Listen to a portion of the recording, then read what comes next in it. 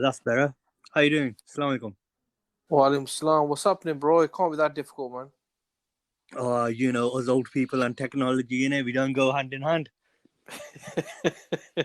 Old people, bro, speak by yourself. Come on, G. Yeah. If I remember correctly, you are you are older than me, right? Yeah. So that means you're obviously very young, man. So how's things anyway, bro? How's it going? All right, bro. Alhamdulillah. What are you saying? Yeah, all good, man. Just a bit of a shame. The first minute or so, there wasn't much talking on this. So I hope if when people listen back to it, they don't just sort of turn it off before it gets to the juicy and the meaty bits of the chit chat. Yeah, no, I don't know what happened there. Like I said, technology. But yeah, it looks like you've been doing some deep thinking today.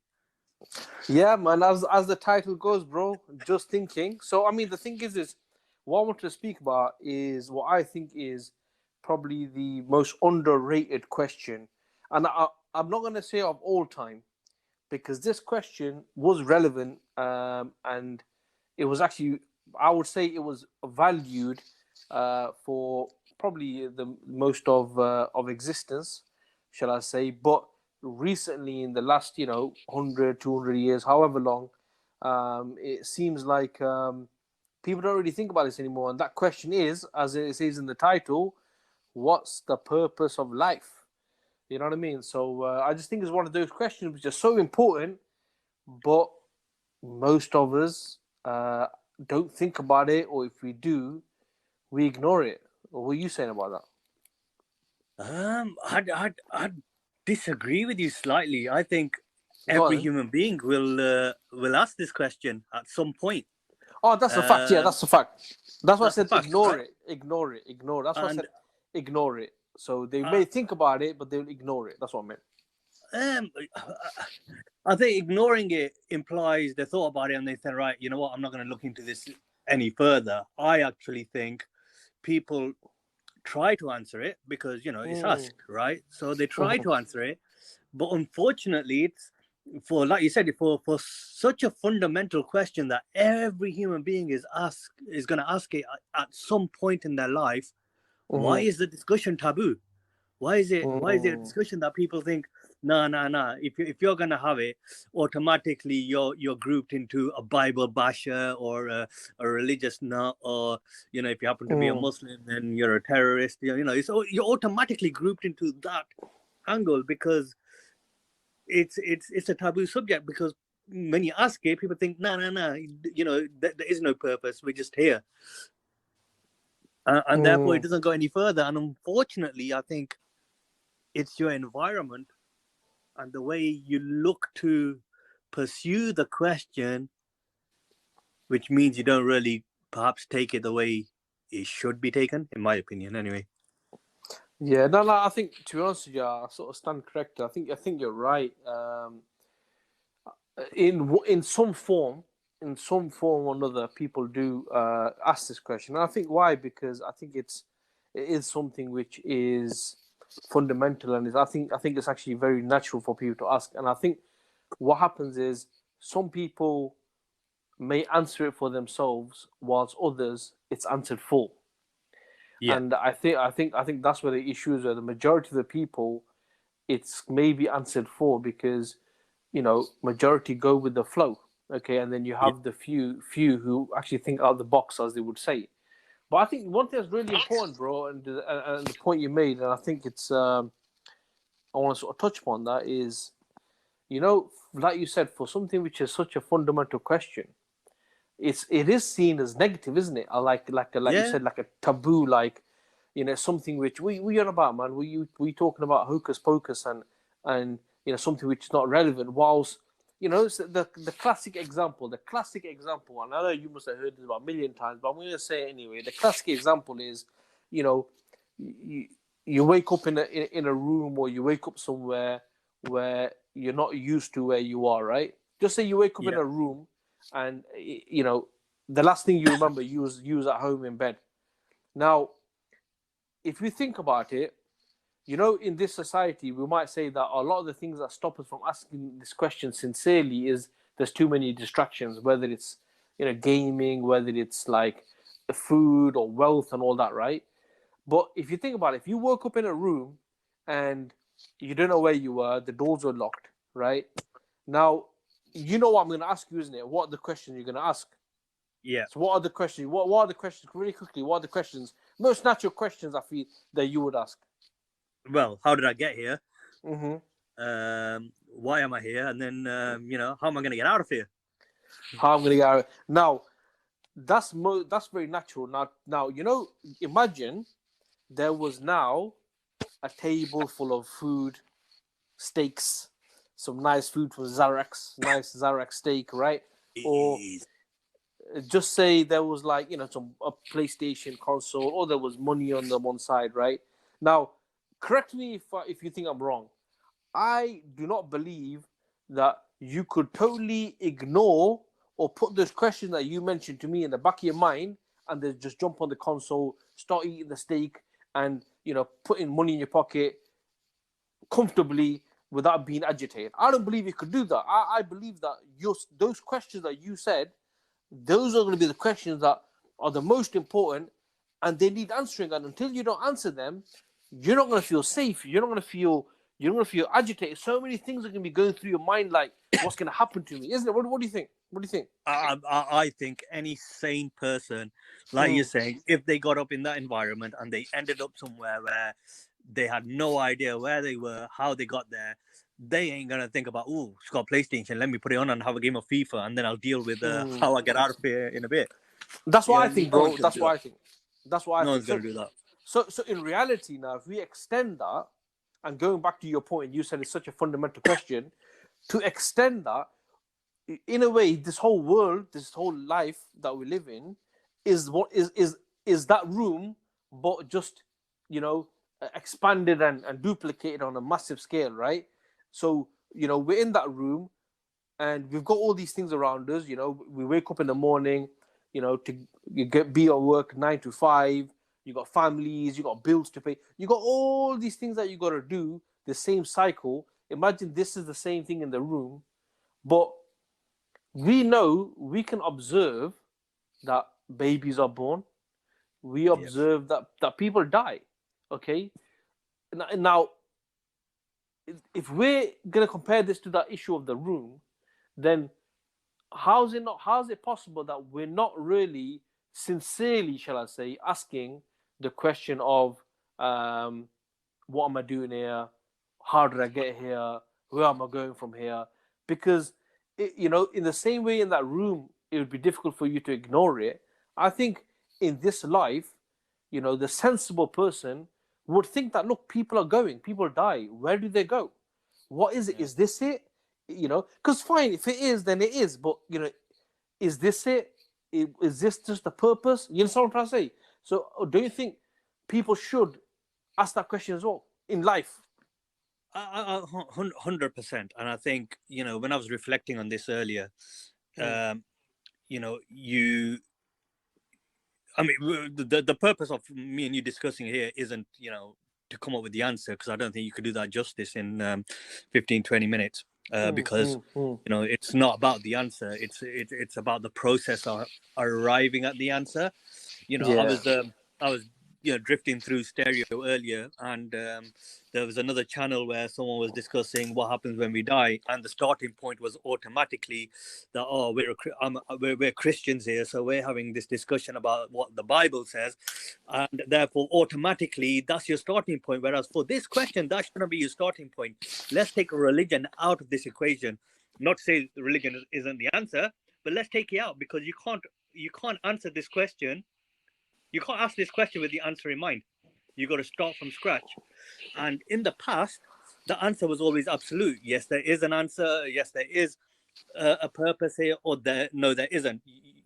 Fundamentally, this is it, or no, there isn't. Whereas now the answers become well, we don't know. So therefore, because you can't prove it one way or the other, let's just enjoy life. Whereas you can't have that as your premise until you've explored the potential answers. If that makes sense. Do you get what I'm saying? You've got to explore the answers and then establish whether they're correct or not before refuting them or accepting them. Whereas unfortunately, we're living in a society where, and this is for regardless of how you brought up, even as a Muslim, I accepted the answer because I was told it, and therefore it wasn't acceptable for me to question it. And the same thing was for everyone else. It was only when you go through all the potential answers and then you arrive at one comprehensively and say, yep, I've established this correctly now. I've been able to refute everything else. I've been able to establish the soundness of this answer, or the other way around, that you can actually be content with your answer. And if you haven't gone through that process, then life will be miserable for you. Yeah. No, exactly, man. And I think that the good thing you mentioned is obviously, these are just random chit chats that we're having. It's not Yes. like this is going to be for many hours. So obviously, we have the answer, but it's a process, and I think the process isn't something which can be given in a very in like a sermon style. It has Yeah. to be to and fro. There has to be thought applied to it. There has to be reflection, and I think the most important thing is just putting aside a certain amount of time in your hectic life to actually ask these questions, because in the past, this is what I believe anyway. I don't know if you have the same opinion, but in the past it seemed like I'm not gonna say life was simple, because according to the times, life was life, wasn't it? You know what I mean? Because obviously people just went about, they did business, they traveled, and they did all these things. But it just so happens that it seems that people had more time to have these discussions, more time to reflect upon on nature, to reflect on these things, and to ask these questions of, you know, where did this come from, and these fundamental questions. And I think right now, the way it seems, and this is not just a case of in the West, this is a case of globally, and it differs how, uh, depending on where you are. And I'll give you an example. So in the West, a lot about money making, for example, right? So people get up in the morning. I'm not saying people are greedy. Some people are. Some people do want to make loads of Yeah. money. Majority of people are just making ends meet. So they get up in the morning. They get to work. They work throughout the day. They come back. They're with the family. Then they go to sleep. And some people come back, go to their second job, go to the third job. So whilst all this is happening, you're not really gonna have that time to ask these questions and think about it. And at the same time, now, if you look at Mm. places like in other parts of the world, it's a bit different, in the sense like maybe there people have to scrounge for food. People have to work, 16, 17, 18, 19 hours a day just to put food on the table for their families, right? And if they didn't do that work, then they ain't eating that day. So the way it is now, what I feel is that life is so based on the clock and around the clock, and it's all about work, work, work, work, for whatever situation you're in. And I don't think people have that time to think. And I personally think, and this is not like a conspiracy theorist, I believe that one of Shaitan's tricks is to have people in a state where you know the least things, that's not the least concern of them, is the hereafter. Everything is about here and now. And if that's the case, then I don't think you can ask these questions. And if you do ask them, then I don't think you'll answer them sincerely. Yeah, I'd go a step further. I think you're right. Life is full of distractions, and I think that's Mm. deliberate because there's a perception that what makes you happy is, whatever makes or gives satisfaction to your senses. So ownership, Mm. materialism, etc. Mm-hmm. And that might give you temporary pleasure, but does it make you happy? I would argue not, because I remember at times that when I was at university, I had a car. That car made me happy when I got it because I've got a car. I could travel. At that age, you want a car. But then the Mm-hmm. next day, when I've got that car, lost a family member, and I was actually miserable because the questions came about, which is like, actually, what is life about? So Mm. imperialism isn't what makes you happy. It gives you temporary satisfaction, right? And then you say you're right. There are distractions, but look, we're living in a world where there's so many mental health issues. There's, there's a pandemic, there's death and misery surrounding us. So people are not content, right? So, their lives, there is aspects of their life, I'm not going to say their lives are totally miserable, but there's aspects of their life which is not making them happy, or the way things are, the way, the solutions are presented to them do not make them happy. So if you are in misery and the answers that you're having to life aren't making you happy, then there's a problem. So these should drive you to question whether the answers you have are correct or not. Yeah.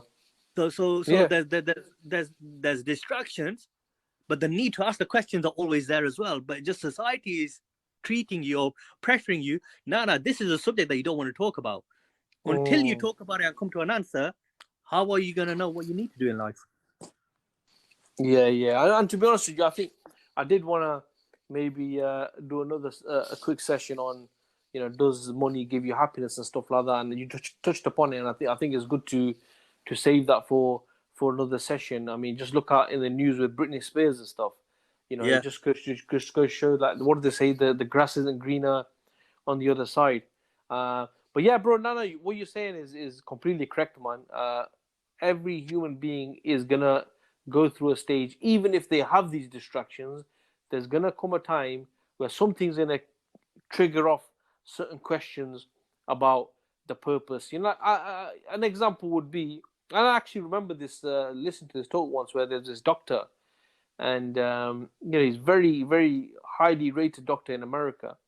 I'm not going to go through all the story because I think we save for another one. But he actually looked down upon people who had believed in religion, for example, and he was very aggressive in that respect until his child came down with a illness which they couldn't really do anything about, and that's when basically things happened in his life where he looked upon something greater than him, because at that stage, to him, science was the greatest thing. He was, he was like far more articulate. He was far more intelligent than normal people, especially those who believe in a religion. But when it came down in life, a certain thing happened. It triggered that question about, all this expertise that I gained all these years as being one of the head doctors. I can't even cure my child. Yeah, and you know what I'm saying? That highlights the insignificance of man generally. That despite our progress and our achievements and scientific advancements, we can't cure death. It's inevitable. It's something that's going to happen. And just linking on that subject, the question of religiosity and God and the hereafter always comes into this conversation. And the way, I remember having a discussion with a guy years ago. I go, look, either there is a God or there isn't. There's no in between. There is or there isn't. Right? There can't be an in between. There can't be like, there is but he isn't, or there is but he works 6 months of the year and takes 6 months off. It doesn't work like that. Either there is or there isn't. Right? Yeah. Either there is life after death or there isn't. Right? No in between. So for me, you've got to establish 100% with conviction whether there is a God or not. Is there hereafter or not? Has he communicated with us or not? And once you've answered these comprehensively, and for me, I would not accept anything unless you can prove to me 100% this is correct. It has to satisfy my mind. This is not an emotional subject. This is not a spiritual one, as some people say, where you got to have faith is what gives you content. No, you've got to establish these to the point whereby it satisfies your mind. Because once you do, you then answer, you will know what your purpose in life is.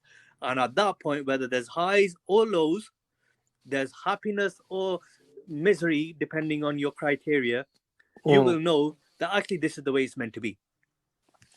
Yeah. I think that's right, bro. And the thing is if I can give you an example, just say you was like in you went on a safari or something, right? And you was lodging, in this place like a hotel, and the next day you were going to leave to go on your safari or whatever.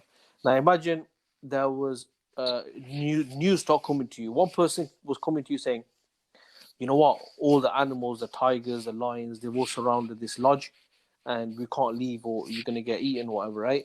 Another person came and said, nah, it's nonsense. It's not true. Another person came and said, actually, it's just giraffes. Another person came, oh, it's zebras. Another person came, actually, you know what, it's lions, hyenas. So the point I'm making is that with all these news that you have, you can't just ignore the fact that it's possible, right, that there could be these vicious animals waiting for you outside. As an example, what are you gonna do? What are you gonna do?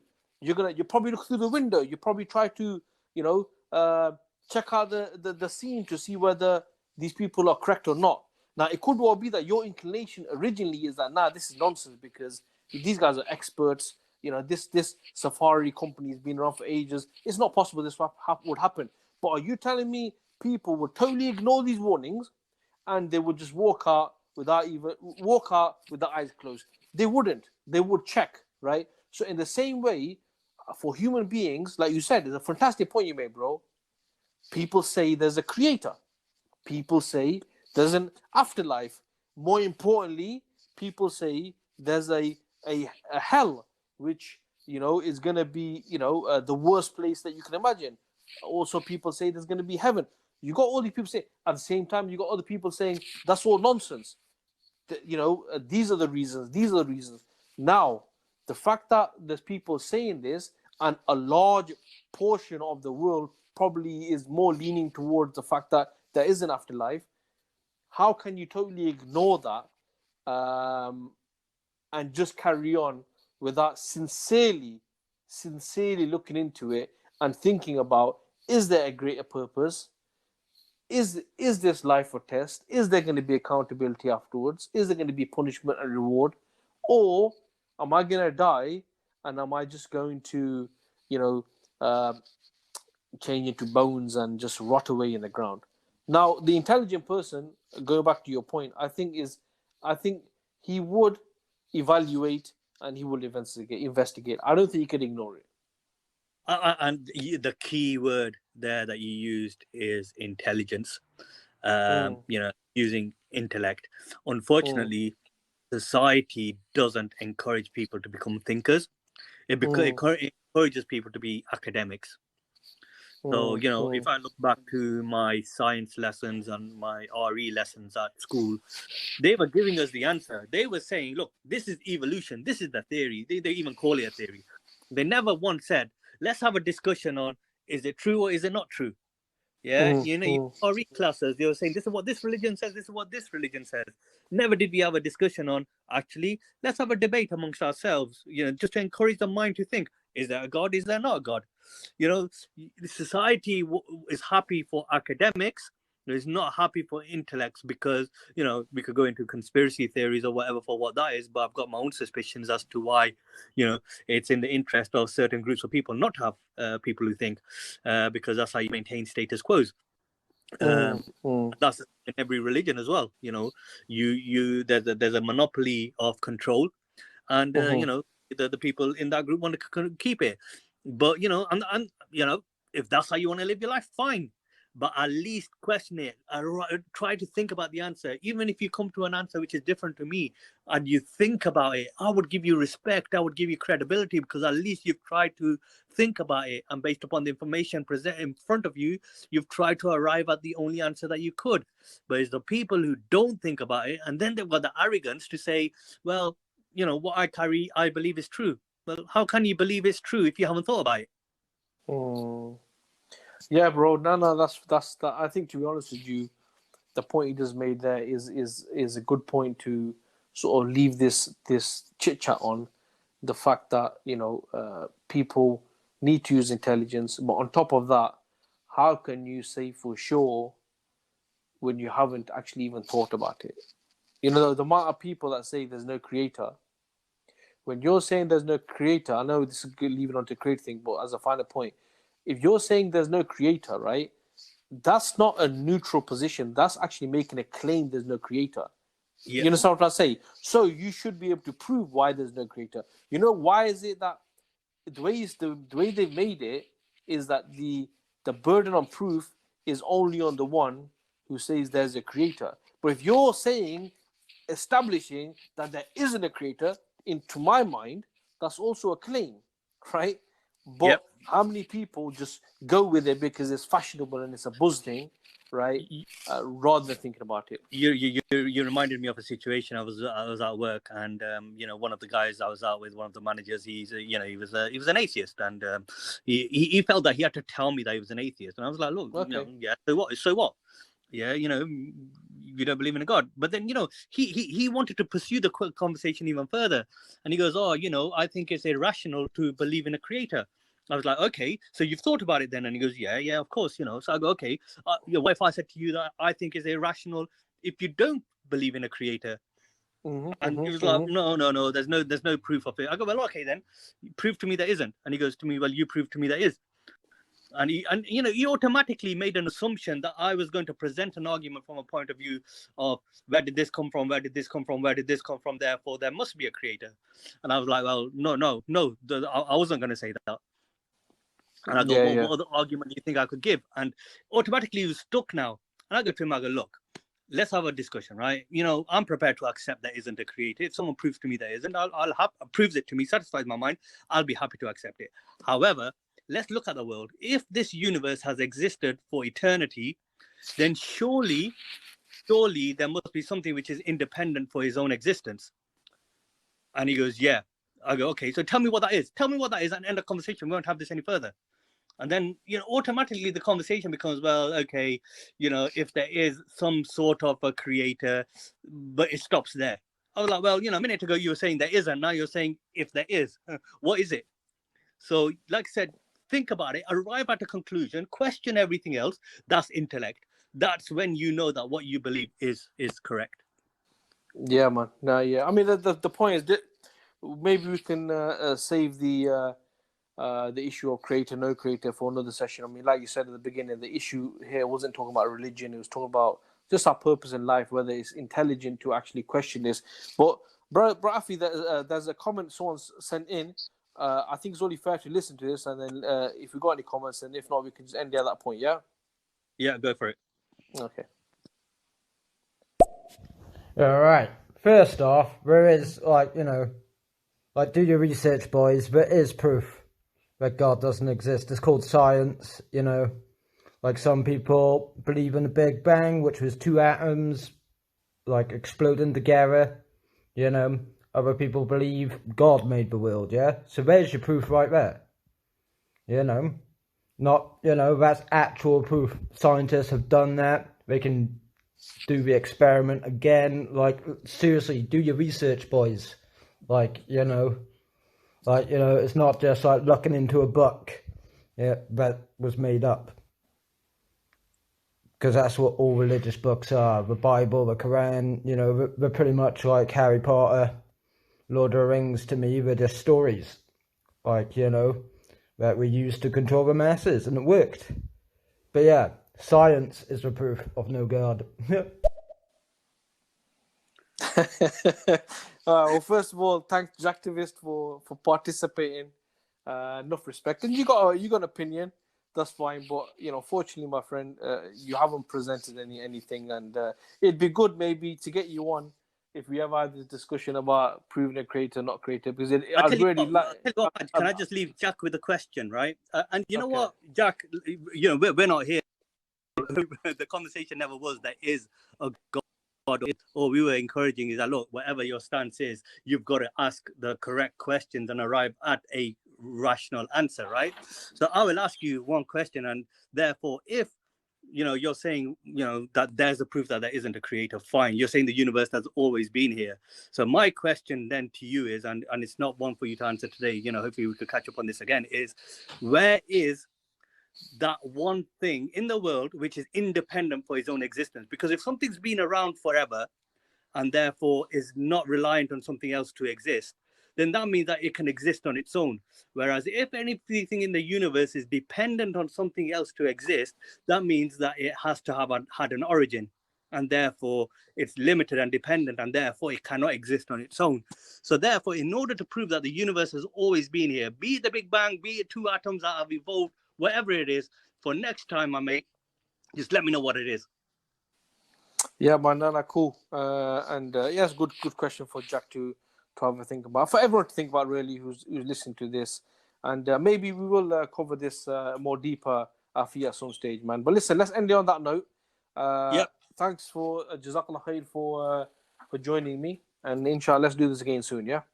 Yeah. Respect, man. It was a good chat. All right, man. Take it easy, bro. Take it easy, man. Take care. Take care. Assalamu alaikum. Wa alaikum salam.